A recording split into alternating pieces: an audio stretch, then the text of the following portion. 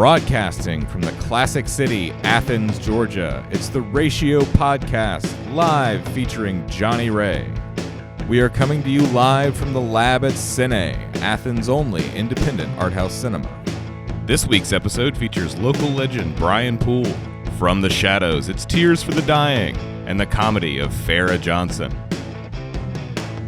I'm Jack Slayton, inviting you to come with us and enjoy tonight's edition of the Ratio Podcast Live. Ladies and gentlemen, your host, Johnny Ray.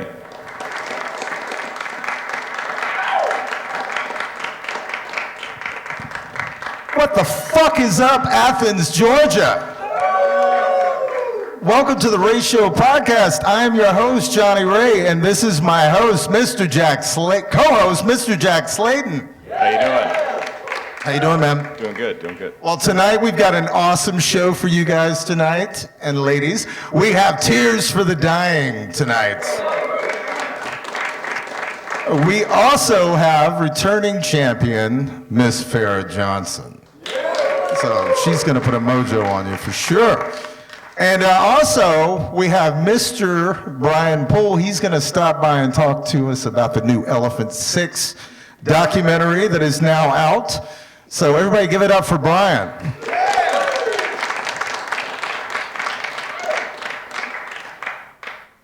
There is a fella named Perry Farrell, and him and his rascal friends started a band called Jane's Addiction. Now, Jane's Addiction had this perfect 70s rock bombast that was funneled into this loose kind of art rock vibe. And it was cool as hell. I think the first time I ever got stoned in a dorm room was listening to the advanced copy of Nothing Shocking on cassette. Thanks, Suzanne. But they were really special to me, and they were something that blended a lot of worlds that I was into.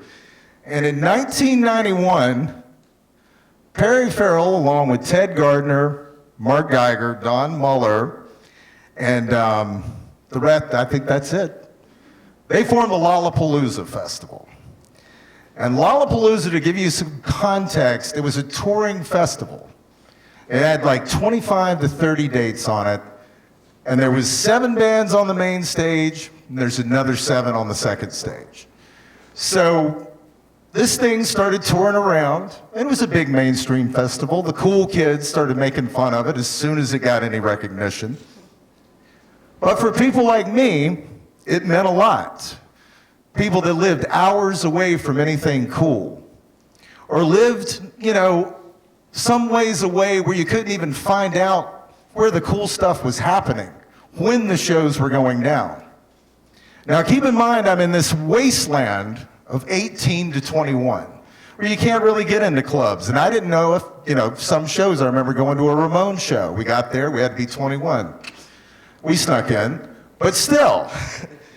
But it was really important to me because for me and my young mind, it was going to the center. It was going to the heart of things, where you were seeing people and meeting people that were into the same things that you were into, that thought the same way as you did, and just looked at the world the same way. And I saw so many cool things there. I saw a Half in the Bag, Nick Cave and the Bad Seeds invite the first 2 rows to come backstage and drink with him. We didn't. I saw L7, I saw Stereolab on the second stage. I saw Cypress Hill smoking weed on stage. I'm like 19, I'm like, God, this is so cool. And then the one that really sticks in my brain is Ministry in 1992. I've talked to so many bands that I've interviewed that saw that show on whatever date came to their town, and it almost got out of hand. The fires on the lawn were just crazy. Al's talking all kinds of shit, saying this is like Woodstock, except y'all are on better acid. So it was a really cool place to just kind of go and see what was going down. And like I said, it really meant to me going to the center. And that's kind of what I want to talk to you about. Is this may sound reckless, but if you want to go to the center, if you're not happy with the way you're living your life, move. Make a step for yourself. Do everything you possibly can within your power to make a change. And if you start making changes, only good things will happen for you. Quit that job that's like destroying your life right now every day. Stay away from people that make you unhappy. Go to the center, whatever that may be for you, wherever that may be. So, I mean, you look at a band, hard rock art band, that started this little spark in me, and I know that right today I'm a happy man being somewhat in the center and being around art in this amazing community. So, I want to thank everybody for coming tonight, and, Jack Slayton, how are you? I'm doing good. All right. You had a good weekend. You went to a show. Yes. I went and saw Lingua Ignota last night in Atlanta. I went with a coworker and a friend of ours, Barry, just an adorable, precious madman if you've ever met him. And so on the way down, me and Melinda went with him, my love, and we were riding down there, getting stoned, and we asked Barry, we said, when was the last time, what's the last big show you went to? And Barry said, he went and saw the Black Crowes, I think it was with Kenny Wayne Shepherd. Yeah, that was it. Opening about 10 years ago, and I was like, oh man, we gotta get you to a show. So we go see Lingua Ignota, and I had a really good grasp on her first record, but I had kind of fell off in the intervening years. Barry had not. So we get there, and Barry's, I go in, I'm like, oh, this is a smaller venue. I'd never been to that side. I'd never been to that venue in Atlanta somehow. And I said, why don't we go over to the right side of the stage? That way you'll be able to get up close, be able to, see her and hear her good. And he's like, that sounds great. So we get over to the right side of the stage, 8:30 on the dot. I look over, and there was kind of like the walkway was over to our side, and here comes Lingua Ignota, toting a stool right for us. And she walks right into the middle of this sold-out crowd, sets the stool down, and stands up on it, and sings "Oh Death." And it was something else, let me tell you. She opened with "The Christian Life" when she got up to the piano. But the whole point is she kept going back and forth right by Barry. Every time I'm like, Barry's about to pass out. This is like the most exciting thing for him ever. But if you haven't checked out Lingua Ignota, I would tell you to do it. And if you get a chance to go see her, she's still got some dates. I think she's on the stage right now in Nashville. So, but you had a week too. You had somebody that was really important to you. Well, I think we all did. Last week, Kevin Conroy passed away, who was the voice of Batman to a whole generation and beyond. And I remember getting that news when I was in bed, sick with a cold. And it was a rough week to get to, Devastating. Let's give it up for Kevin Conroy. There we go.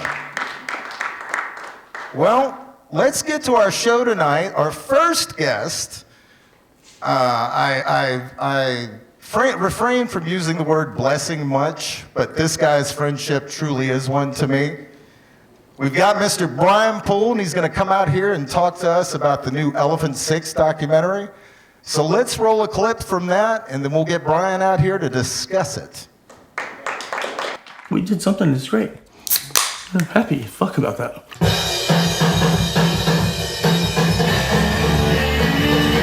There was a message of hope inside this super fuzz bass. It seemed like more than just bands, putting out records. It was like a movement. We all just sort of fell in love with making music together and making tapes for each other. Everybody you ran into was passionately building, sculpting, recording. We got an organ with one note that works and a banjo with 2 strings. What else do you need? We were like, come freaks, one and all. They're weirdos, and I love them. This bunch of transient oddballs. It was really just chaos. Everybody appeared on everybody's record. It's like, oh, we need viola, we need a trumpet. Ooh, ow. It's kind of like loading a cannon, and when you fire that cannonball, it's out of your control. We'd call in sick to work, take a bunch of downers, and play our spacey music. I remember it feeling very mysterious to me. It wasn't easy to hunt down information about who these people were. The idea that what we were doing would find an audience was pretty improbable. There was a school of thought that ran the 90s, and they ended it. Your curiosity will certainly be satisfied.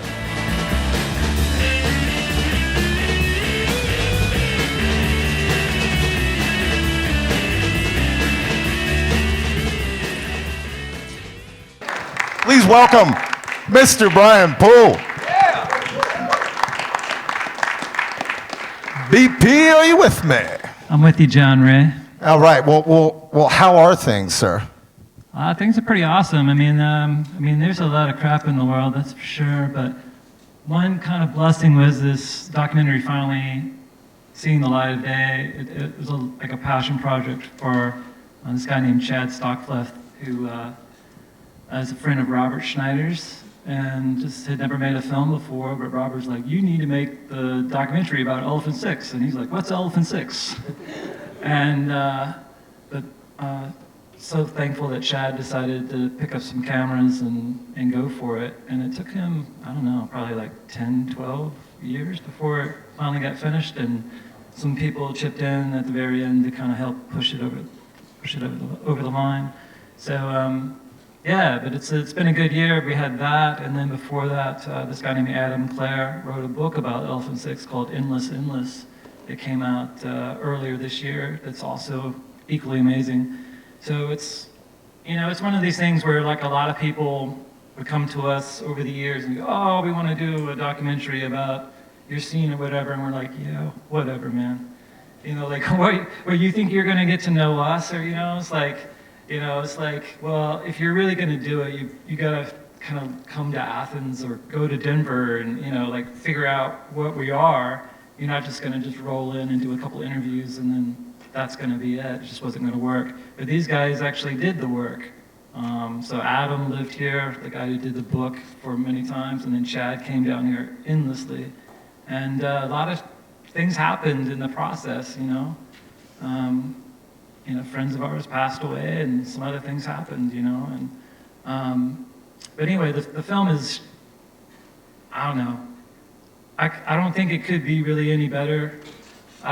There's a lot of stories that aren't told in the film. There's so many people that were kind of drawn into this orbit that started from Ruston, Louisiana. These kids that were just in junior high and high school and doing 4-tracking and making tapes and starting noisy bands with one another. But, college radio was really important for them. They had like a little college radio station that they used to DJ at when they were in high school, because no one gave a shit about, the college students didn't give a shit about their radio station, but these high school kids did. And so they went and raided the record collections and found out about, Stockhausen and the Minutemen and, Ornette Coleman or whatever. And they took all that information and they left there after high school and were like, well, we can't stay in this small, crappy town forever. So a lot of them came to Athens. Some of them went to Denver. But they stayed in touch and they created this scene back in high school called Elephant Six. And then they came here and we got infected by it, and Elf Power and a bunch of other bands that were already here, we became friends with them, and that's how we got involved in their little scene and stuff. But yeah, friends for life. Well, the movie's called the Elephant Six Recording Collective, or is it company? Which is it, Bryan? I think it's company, but it's collective. It's a collective company. Okay. Well, what was your experience of being involved with this movie personally? What were some of your best experience through the making of this movie, through this decade-plus process? Well, it started with trust, I think, because like I said before, there have been some people that are kind of gone. I did interviews with several different people that were supposedly making a documentary and then be like, where did they go? And so when Chad was doing it, I had some trepidation about it, to be honest. But Robert had the backing, had his back. And I also knew that he had gotten interviews with some friends of mine, my friend Bill Doss, who had passed away, and I was like, man, Chad's the only one who got an interview with Bill, and this is it, or it's never going to happen. And that's when I finally was like, all right, you know. And thank God that I did, and everybody else did, and everybody joined in, because you get all these little pieces in there that are just amazing. And there's a lot of people in the Elephant Six universe that I don't personally know. And so I'm like, wow, who's that person? You know, but I vaguely know who they are, but you know, you get little bits from everybody. So it's a universe. Yeah. And you so bring it should people be- here to write books about you and make movies. It should be the Elephant Six recording universe. Right. So I don't know. But it's it's great, and hopefully people get turned on, and it's all about making art, you know, and making your own scene, and whoever you got around you, get crazy, be freaky, let that freak flag fly, and do it. Well, from all those amazing years and all the experiences of this, you know, this artistic movement that keeps growing to this day, do you have some good stories, some good recollections from those years? Some of them are vague. But, you know, I think it kind of gets touched on, and it's really about community, because a lot of it was just like potluck dinners on Sundays and stuff. As hokey as that sounds, but that was Doesn't really sound hokey. a great way for us to get together and kind of converse about our own utopian ideas and dreams, and then maybe having a silly idea and like, hey, let's just go ahead and do it. Let's make it happen. And don't let your imaginations, like enemies inside your head, go, I can't do that, I can't do that, I can't do that. Just do it. Just fucking do it. And so we had enough of a posse to be like, yeah, we're going to do it, and we're going to make our art, and just for ourselves. You know, we weren't necessarily trying to get known or anything like that. It was just something that we were all kind of energized about, and so we allowed ourselves to go there, you know. Right. You mined so much important artistic ground through those years. So what are you up to now? You're going back to Berlin here in a little bit, right? Probably going back to Berlin. Well, how's Berlin these days? Berlin's an ever-shifting landscape, but it's a place where you can be crazy and, you know, kind of explore. You can go as far out as you want. How crazy? How far out? I haven't been to some of those corners. I didn't want to get syphilis. Christ almighty. Okay, so, well, music-wise, when you got over there, it seemed like you hit the ground running, and you were in a band situation pretty quick over there. Yeah, that's a long story. But yeah, I played with this guy named Jonathan Bree. He's a New Zealand artist who puts out some really cool stuff. And he used to be in a band called the Brunettes, which was like an indie band from New Zealand. And I learned 16 songs in 2 days and went on tour for 7 weeks with him. But I didn't learn everything for a couple days. I definitely blew a lot of clamps. But anyway, Jonathan was really nice, and the whole band's great. The Kiwis are super chill people, so we had a fun time. Well, cool. And you had I remember it was like you guys were wearing costumes, right? So you always made it extra. I mean, there should be a clip of that. Yeah, it's all with masks and stuff. And anyway, it's a thing. So, but, yeah, we did a thing at Abbey Road that'll be on the interwebs in the springtime, I think. And so you just, if you see a guy playing guitar, you won't recognize me, but that's me. But I'm in full cloaked attire, so yeah. So that was a highlight. I got to go to Abbey Road, so that was cool. Oh, that's awesome, because you don't like the Beatles at all. If anybody wants to stick around for autographs and pictures with Bryan later, he'll also give you a dissertation on these solo We'll talk about works. the Zapple Paul record label. McCartney. Yeah. So, yeah. Electronic music by George Harrison. Absolutely. Or somebody else, maybe. Well, where's the best place that people get in touch with you, Bryan, and find your music? You know, find I'm out on about Instagram, BP Helium. That's my moniker. The late BP Helium. the late BP. Yes. Yeah. See, you can't pronounce it. I can't. It's okay, so. But you can read it. I can read it. Or you can listen to it. Yeah, that's about it. John Ray, I would really have to say, you know, those times of Lollapalooza and Perry Farrell and everything, that was really important for a lot of people getting turned on to stuff. And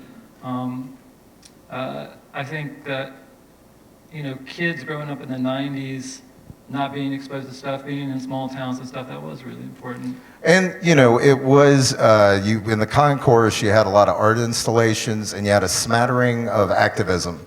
So you see where some people that came and saw that, the seed took hold and they went on to greater things. So, like I said, the cool kids were making fun of it as soon as it got any recognition, but it was a chance where you saw, 15 bands in one day for a fairly reasonable price there for a little bit. They slipped some stuff in, right? Right. So, so where's the best place? When are people going to be able to see this documentary? Well, right now it's just starting to go around to different film festivals and whatnot. So it'll be a while before it is on some streaming services or Blu-ray or flash drive or the ether. Video cassette.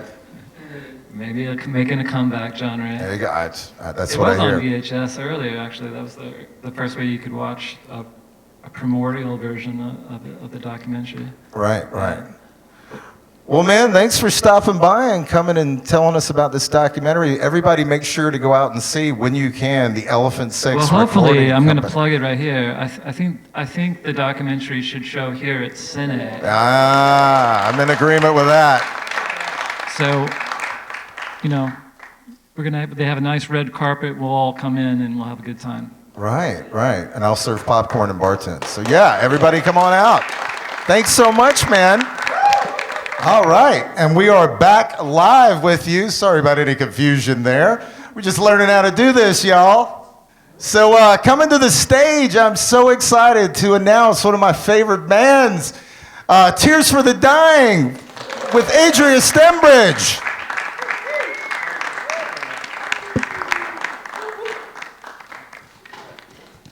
Well, hello, everybody. It's good to see y'all here tonight. Thank you for coming on the Ratio Podcast.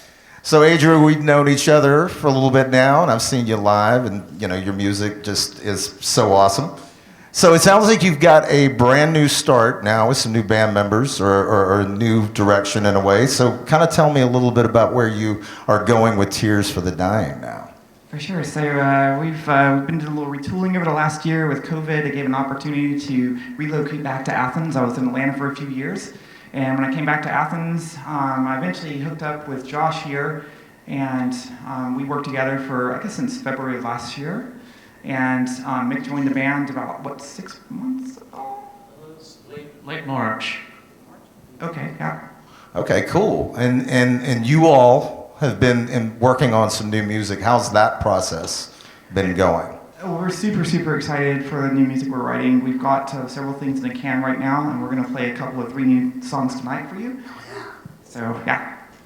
Well, me and you were talking. You grew up in Athens, and your parents bought some property in the area when you were very young. So tell me a little bit about your experience growing up in Athens. Absolutely. So I was actually technically born in Atlanta at Northside Hospital, and shortly after I was born, my parents moved to Athens, Georgia, and we had a house out on Camelot Drive on the west side.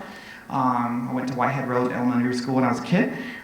So I remember growing up in Athens, believe it, back in the 1970s, going downtown when Davidson's and Woolworths were still downtown. You can go into the Woolworths and get the bulk chocolate. It was so good, if some of y'all remember that. And also got to experience Athens in the 1980s when the mall opened up and all the centers went out to the mall. And so downtown became a ghost town, except for the townies. We ruled downtown for like 10 years. And slowly the students started coming in and taking over. I don't know. So students were coming, it wasn't like more of there weren't like student bars and stuff like that it was more of a ghost town, you say, downtown? Absolutely. So we had a number of really awesome bars downtown at the time, such as Rockfish downstairs, the 40 Watt, obviously, Uptown, Color Box, Atomic, and so on. Yeah. Okay. So going back, you told me that you were raised in an evangelical household. I was raised around that too. And how in that environment, yes, my condolences. How in that environment did you get into music?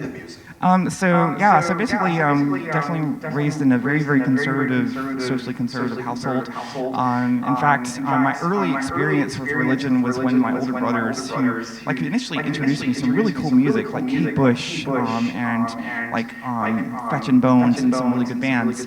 They devoted their life to Christ, and I remember them taking all their records into the backyard, starting a bonfire, and burning them all. So and they took me to this Billy Mayo rock and roll revival this one time. It was sounds amazing. Literally held in cow pasture with like a tent and chairs, and it was like the guy was like holding up every random Hall & Oates and explaining how Hall & Oates was satanic. Wow. So basically, I was shielded from everything until they're totally not. No, they're awesome. But shielded from pretty much everything cool up until when I started to get out on my own, which happened to be the late 80s, and I started discovering good music at the time. Well, you told me about discovering punk rock, and you went to a show, a widespread. Yeah, I'm gonna let you tell it. Sure. Yeah. So at the time, my brother went through phases. He would like become saved and like get back into cool music, and so he was in a cool music phase. And he's like, he got me into Fetch and Bones and Pylon, and says like, you got to go check this band out called Widespread Panic. So I had just literally discovered punk rock not too long before. So I found out about punk rock through a promo on 90.5. There was some promo music in the background with Dead Kennedys who were playing California Girl. I don't know which song it was. Viva Las Vegas. So I went up to, I called the DJ and asked what band it was, and they explained. I went up to the tape store in the mall, bought the cassette, Fresh Fruit for Rotting Vegetables, and I then like delved into punk. I went up to UJ Library, checked out books on it. So my brother like says, you got to go check out Widespread Panic. And so like to my ears, that sounded like a really dope punk band, Widespread Panic, right? So I go get my tickets and go down to the Georgia Theater. Like I go down to the very front, and I'm like expecting this really awesome punk show. So all these people start, floating in, like some casual people with little skirts on and stuff. And the band comes out and starts playing this like really groovy, like 70s rock music, and I'm like, people are kind of dancing real slow. Like, wait, what did I walk into here? So I actually walked out after the second song. So the second. I thought you meant the second set. You're like, I stayed around for the first set, but that's. You were telling me you were in a goth band here in town called the Endless. So paint a picture, if you would, of that time here in Athens when you were in that band and some of the things going down. Absolutely, yeah. So the Endless was a band I formed with a couple of folks here in town, and at the time there was no like cohesive goth scene whatsoever. We didn't have goth dad back then. We didn't have a place to go and dance to goth music apart from Hoyt Street North, where DJ Ritchie spun industrial music on Tuesdays back in the early 1990s. He spun 80s music on Thursdays, and Hoyt Street was the place to be in the early 90s, if y'all remember that spot. And so basically by like 1994, 95 or so, we started this band called The Endless. So we were kind of a death rock band. We had a show at the 40 Watt. It was on a Tuesday or Wednesday night. It was like a weeknight. And we came out of the back to play, and there was like 70 people there. I'm like, where did all of you come from? So we were really surprised to see that many people were into goth music in Athens. So we have always been around, but we don't always present ourselves in public. Right. Well, what are some of the shows you just remember as a fan during that time that came through Athens? What are some of the iconic shows in your mind that made? Absolutely. So, my first show, one of my early shows of like dark music I saw was a band from Athens called Nerve Clinic. Monty Green was the singer of that band.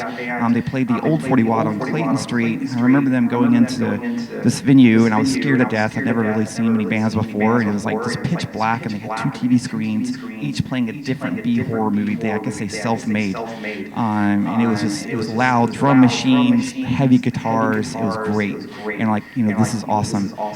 Soon after that, I got into punk. Of course, I went to see the Cramps at the 40 Watt, the new location.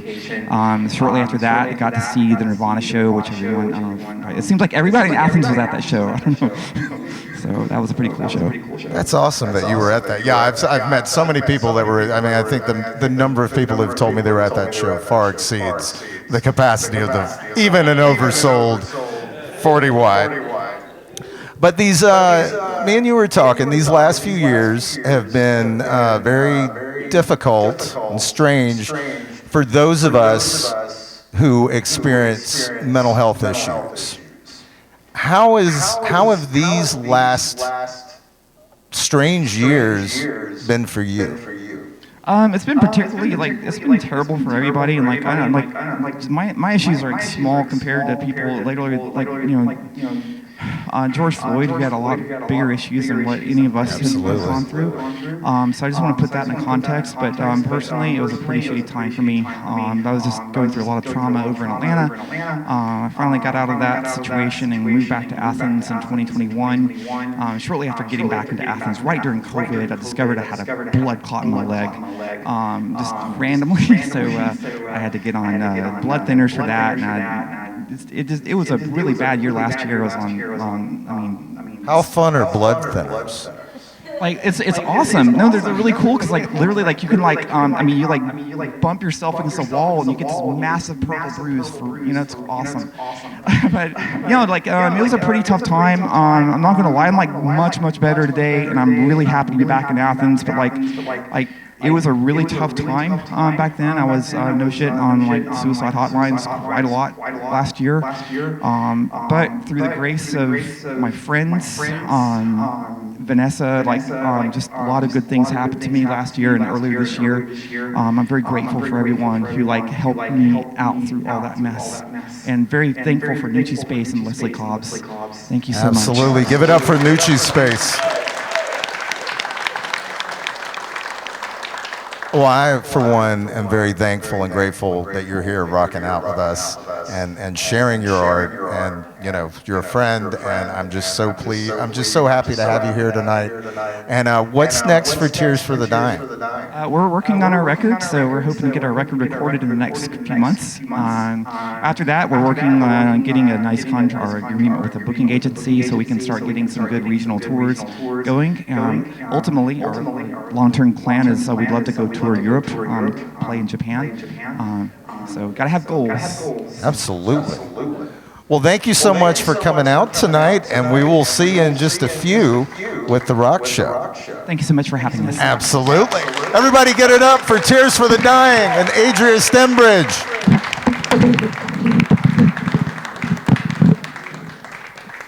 All right, everybody. So we have returning champion Farrah Johnson coming to the stage. Get ready for Farrah Johnson, everybody. How are y'all? Ooh, y'all are so close. I can sit on somebody's lap over here. This is great. Oh, how are y'all? I love this. He asked me, he was like, hey, you want to just be the continuing comic for this? I was just like, yeah, cool. Because I'm going to wear a new wig every time I'm up here. I am. I'm going to be a different bitch every time you see me. This is great. I probably should get better about how I wear my wigs, though, because I be tossing this bitch on like a Scully. I do. I don't know what the fuck I be doing with my wigs. Half the time, it's a do-rag under here. I'm not gonna lie to you. I be tripping with these wigs. But, my mom was very strict when we grew up. She was like, no wigs, no hair extensions, no hair color, no, braids with the weave in it and stuff. She's just like, no, I want my girls to wear their natural hair. And I was like, baby, we get a perm every month. I don't think that's how that works. Definitely probably not how that works. Did everybody go vote? Yay, oh, that's so nice. I think we all went and voted for the same reason, the stickers. Definitely the stickers, and human rights and stuff, but definitely for the stickers. I do it every year for the stickers, I'm not gonna lie, or every couple years, I'm like, oh shit, let me get my stickers. When I went and talked to the lady this year, I was just like, hey, can I have 2 stickers? I wanna put one on the back of my phone. And she gave me this look when she handed it to me. Cause she knew I was putting them on my titties, she knew. She knew they were going on my titties. Just a quick hint, do not fall asleep with your voter stickers on your titties, because they do not come off well in the morning. I thought my nipple was gonna be permanently stuck to the back of a Georgia voter sticker. That shit, yeah, that was not fun. Me and my boyfriend, have a bit of an age gap. So he sat up here, he was just like, hey, I registered to vote in March 7th, 1996. And he was like, wait a minute, how old were you then? And I was like, I was this many years old. I was about to be this many in 2 days. It's kind of funny having an age gap with my boyfriend because a lot of times we don't notice that there's like 17 years between us.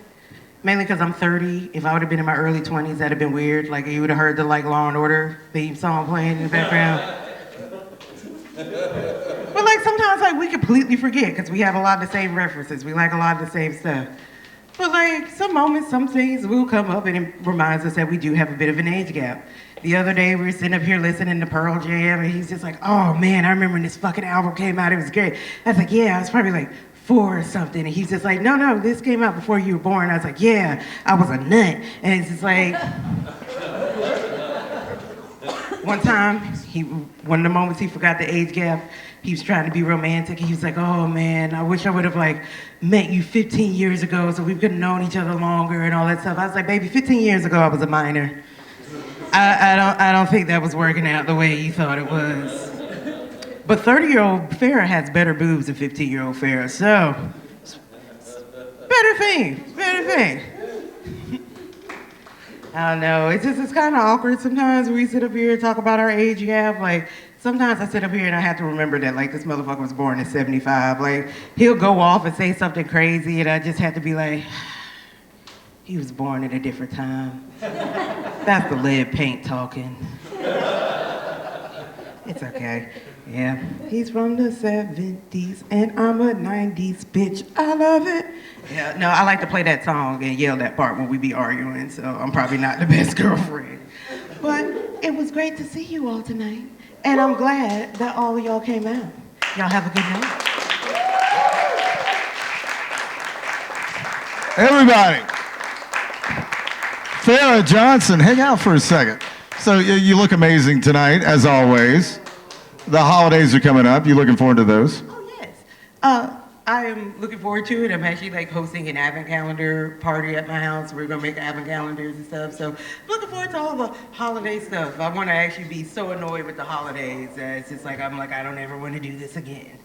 So tell me what is on the horizon for Farrah and Farrahpalooza in 2023? Farrahpalooza this year, we are hoping to actually book different venues this year to do Farrahpalooza. Also, we will be having drag performers, comedians, poets, musicians, a lot more vendors, and hopefully, if we can get a lot more activity, we'll be able to take on extra charity and be able to split all the fundraising through 3 charities this year. Well, good. Well, everybody come out to Farrahpalooza. Speaking of Christmas and gifts, I did bring you a little something. I know how much you love horror movies. Absolutely. I got you a mint tin, Friday the 13th mint tin. Oh my God! Thank you so much. I'll have my weed in it now. Thank you so much. Yes. Everybody, give it up for Farrah Johnson. So how are we looking back there? All righty. Well, everybody, please welcome Tears for the Dying.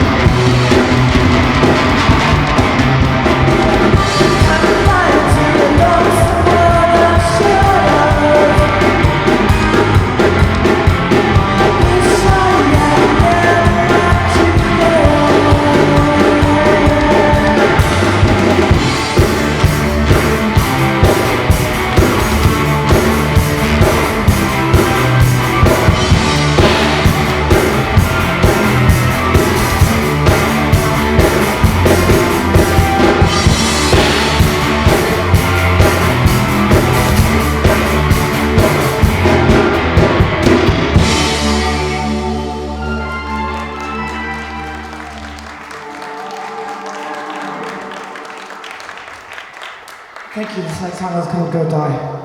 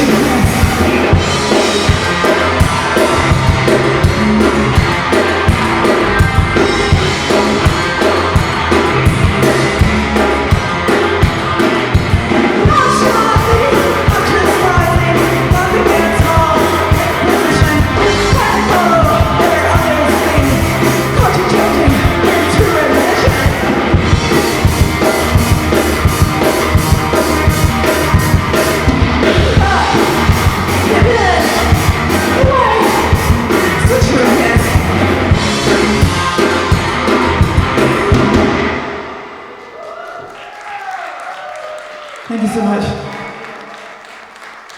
This next song, we literally wrote this 4 days ago, so I'm gonna be shitting bricks on this one, but we'll go for it.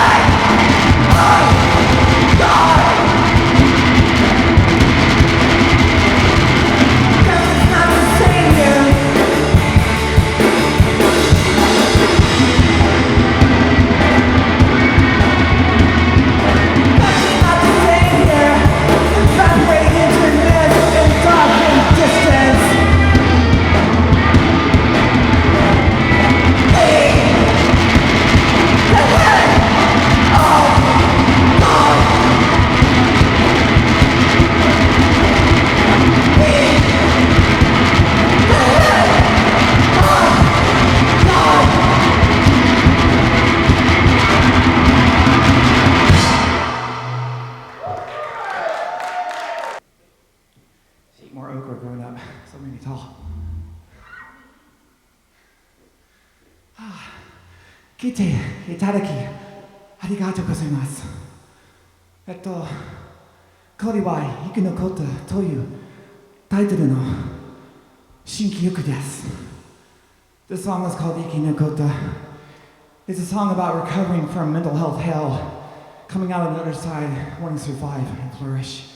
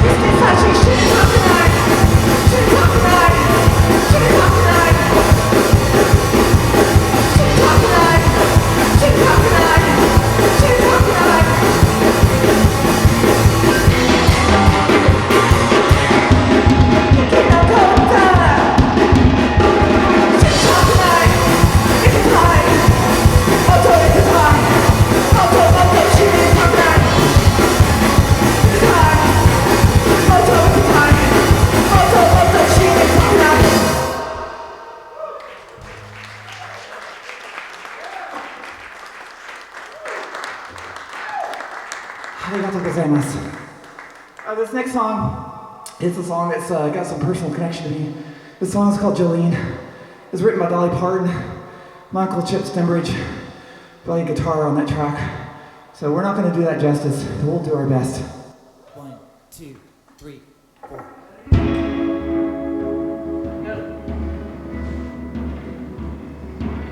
One, two, three, four.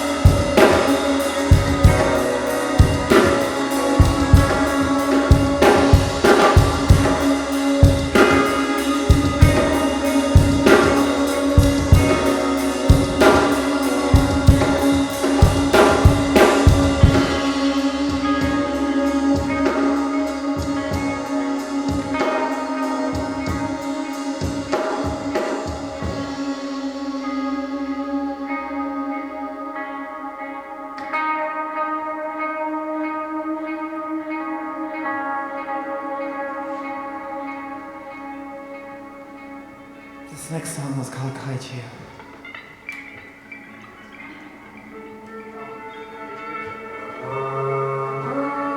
This next song was called Kaiju.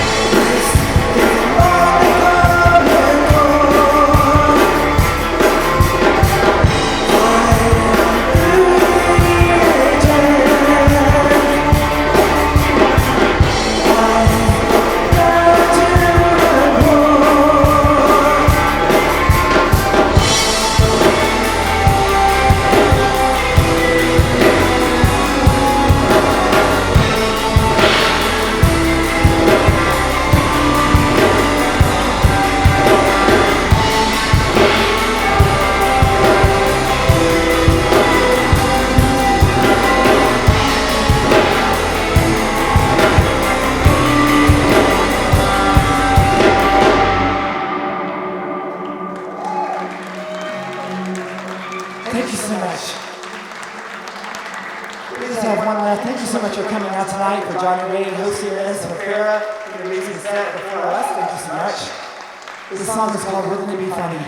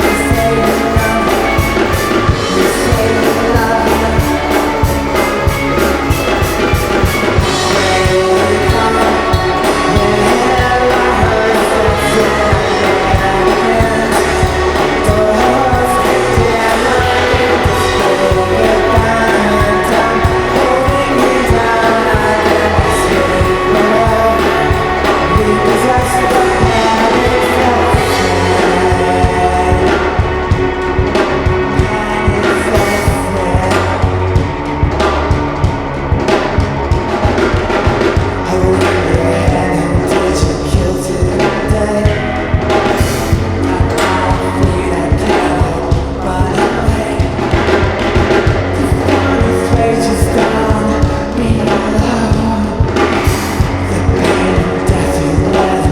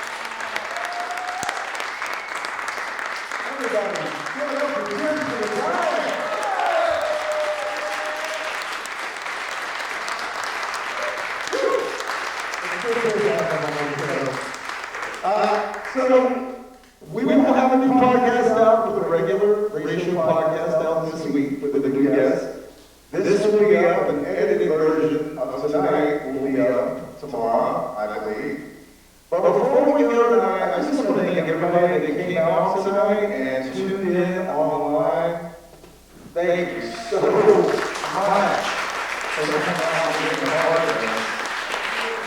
I've got some specific people I want to thank. I want to thank Nick Gould, wake it up for Nick Gould, and Donnie Alexander, James Mary George, and Mr. A.M. Rodriguez. It sounds so good. I want you to hear about A.M. Rodriguez here soon, man. You got to check it out. Also, Grant Duncan, who does all of our editing on the regular podcast. Dave Carter, who's one of our cameramen, and Craig Dunn, who's the other. Last but not least, I'm going to thank Linda for letting me be this smoke monster. So, we will be back in December. We'll see you then. I want to thank cheers for the Darren Johnson and Bryan Poole. Stay switched on, and we'll talk to you soon.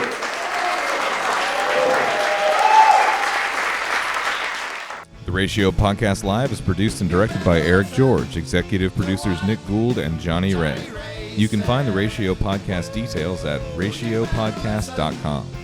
For more information about Cine and the lab space, please visit athenscine.com. This is Jack Slayton saying good night and don't do anything dramatic.